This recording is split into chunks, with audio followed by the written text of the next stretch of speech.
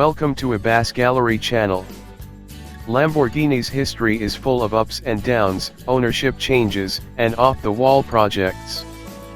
But when you think about Sant'Agata Bolognese's most out-of-left-field idea, the LM002, that hulking beast box of an off-roader is the clear champion.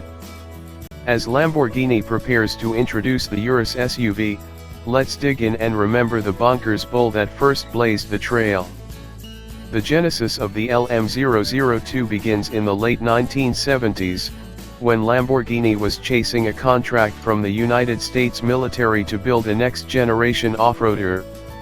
The resulting prototype, developed under US-based Mobility Technology International and built in California in 1977, was a brutish-looking monster with a rear-mounted Chrysler V-8. It used a fiberglass body and a 3-speed automatic transmission.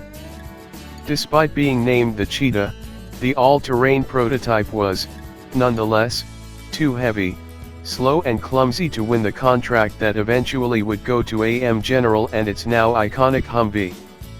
Undeterred, Lamborghini funneled its resources instead into a production model.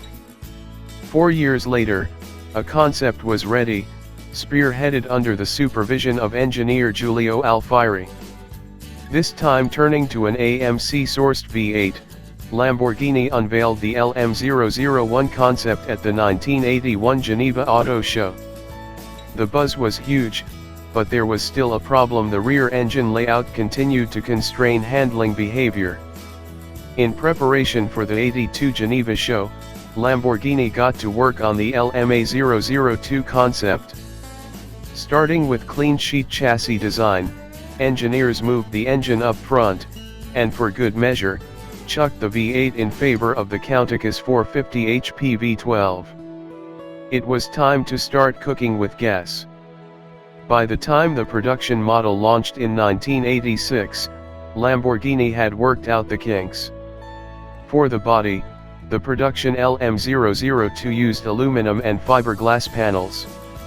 And the driveline was off-road ready with a 5-speed manual transmission, 4-wheel drive transfer case, and 3 self-locking differentials. Pirelli supplied specially developed Scorpion tires. The Italian monstrosity, bodied in a facility outside of Bilbao, Spain before final assembly at Lombo's Sant'Agata Bolognese home, could accelerate to 62 miles per hour in 7.8 seconds on its way to a staggering top speed of 130 miles per hour.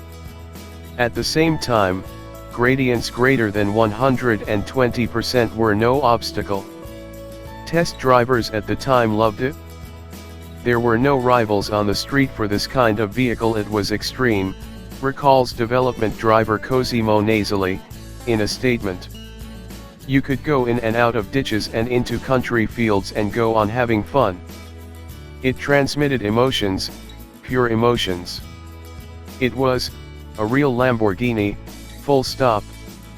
Between 1986 and the end of production in 1992, 300 LM002s rolled off the line, according to Lamborghini. While tough to find in the wild, there is always one LM002 at the Lamborghini Museum in Sant'Agata, chassis number 12231. To this day it remains one of the most outrageous avenues Lamborghini has ever pursued, and that's saying something from the company that brought us the Countach and the Diablo.